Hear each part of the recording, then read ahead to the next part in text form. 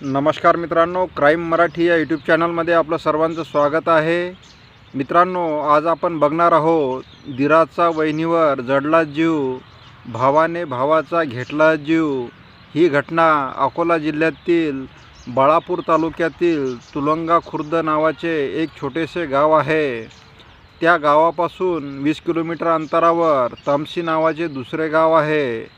तामसी येथील शालिग्राम मेसरे यांचा परिवार राहतो. शालिग्राम मेसरे यांना प्रमोद नावाचा एक मुलगा आहे. त्याचा विवाह मंगला हिच्यासोबत 10 वर्षापूर्वी पार पाडला होता. प्रमोद आणि मंगला यांना 3 अपत्ये आहेत.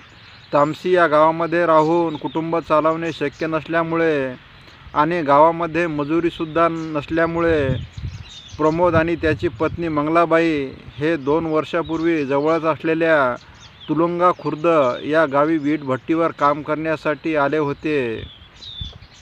ते दोघेही पती पत्नी वीट भट्टीवर काम करू लागले होते. त्यांच्यासोबत 3 लहान मुलेही होती. दिवसभर वीट भट्टीवर अवघड काम केल्यानंतर रात्री थकवा जाणू नये म्हणून मजूर लोक सायंकाळी दारू पितात. त्यामध्ये प्रमोदलाही दारूचे व्यसन लागले होते. सुरुवातीला तो कमी प्रमाणात दारू प्यायचा, मात्र कालांतराने त्याचे दारू पिण्याचे प्रमाणही वाढले होते. आता प्रमोदला दररोज दारू प्यायची सवय लागली होती. दररोजच्या या प्रकारामुळे प्रमोद आणि त्याची पत्नी मंगला यांच्यामध्ये किरकोळ कारणावरून भांडणे होत होती. रागाच्या भरात प्रमोद हा आपल्या पत्नीला मारहाणही करायचा. दिवसेंदिवस त्यांचा हा प्रकार वाढतच चालला होता. अखेर आपल्या पतीमध्ये सुधारणा व्हावी म्हणून तिने पतीचा चुलत भाऊ गोटू मेसरे याला फोन करून आपल्या पतीला समजावून सांगण्याची विनंती केली. गोटू हा तामसी या गावामध्ये राहतो. आपल्या चुलत वहिनीचा फोन आल्यामुळे तो तुलंगा खुर्द या गावी पोहोचला आणि त्याने आपल्या भावाला म्हणजेच प्रमोदला दारू पिऊ नकोस म्हणून समजावून सांगितले. मात्र गोटूच्या समजावण्याने काहीच फरक पडला नाही. त्यामुळे तिचा पती प्रमोदने घरात गोंधळ घातला की त्याची पत्नी मंगला ही गोटूला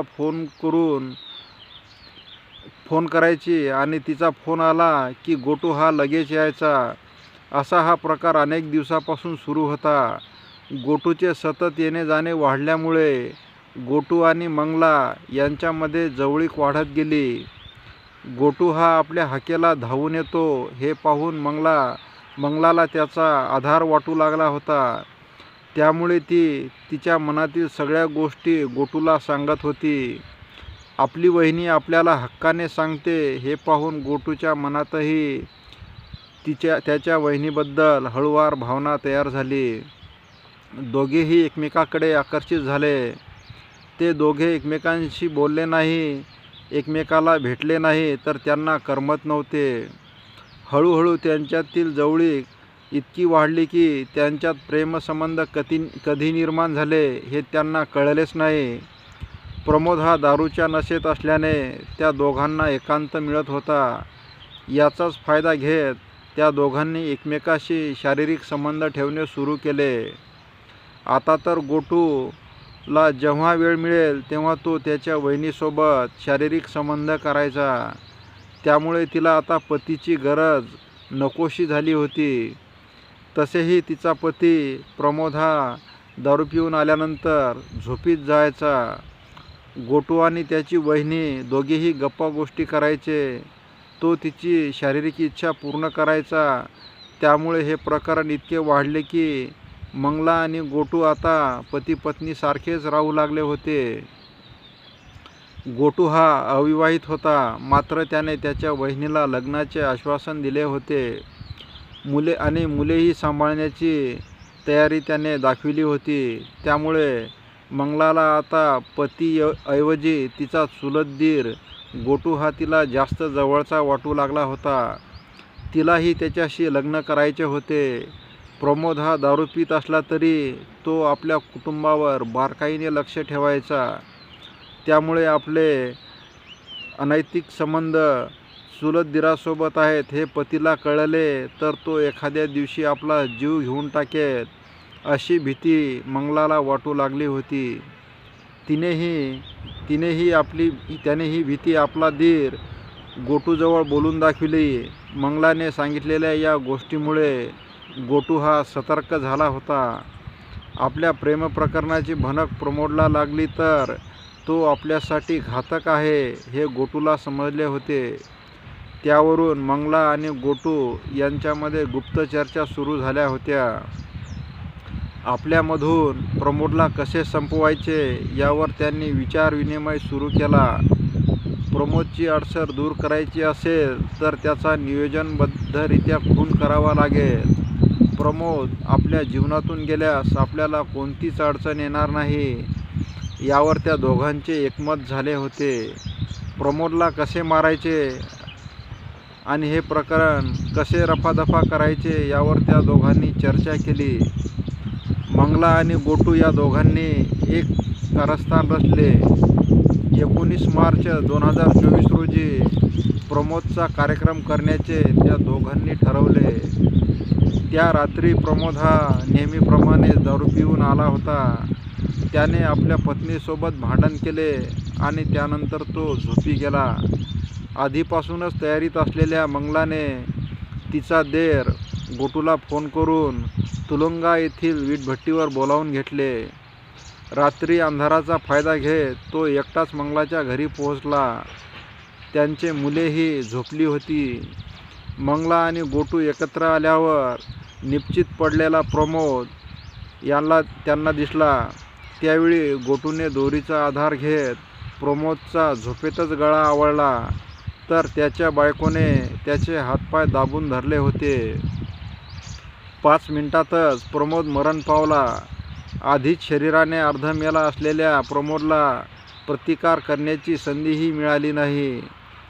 आपले काम फत्ते झाल्यानंतर गोटू हा मोटरसायकलने मध्यरात्री तामसी या गावाकडे रवाना झाला व तो त्याच्या घरी जाऊन झोपी गेला.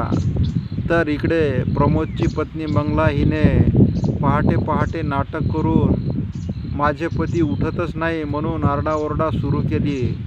रडायला सुरुवात केली. तिने वीटभट्टी मालकाला फोन करून बोलावून घेतले. माझे पती बोलत नाही, त्यांना काय झाले आहे ते बघा असे म्हणून ती गयावया करू लागली. वीटभट्टी मालकाने प्रमोदला तातडीने जिल्हा रुग्णालयात भरती केले. मात्र डॉक्टरांनी तपासताच त्याला मृत घोषित केले.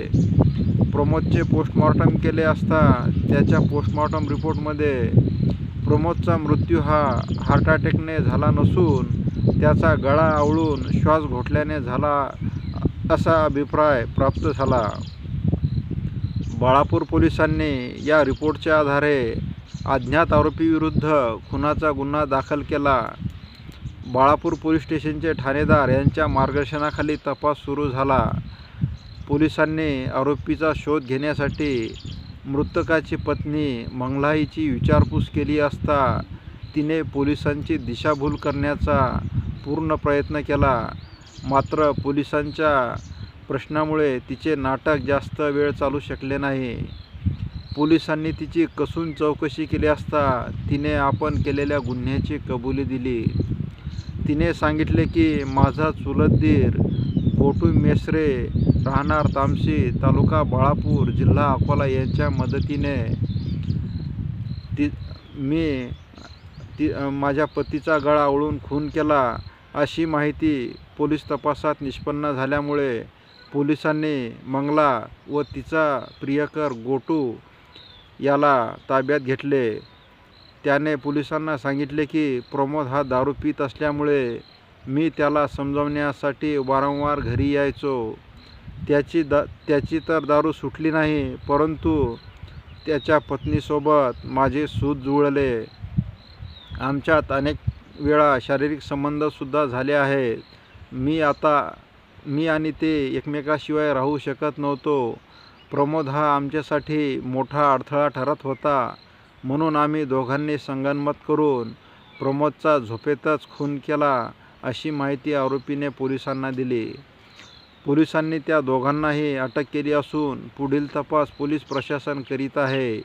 मित्रांनो, तुम्हाला हा भाग कसा वाटला याबाबत आपण कमेंट करावे। तसेच दररोज नवनवीन व्हिडिओ पाहण्यासाठी क्राईम मराठी या यूट्यूब चॅनलला सबस्क्राईब करावे।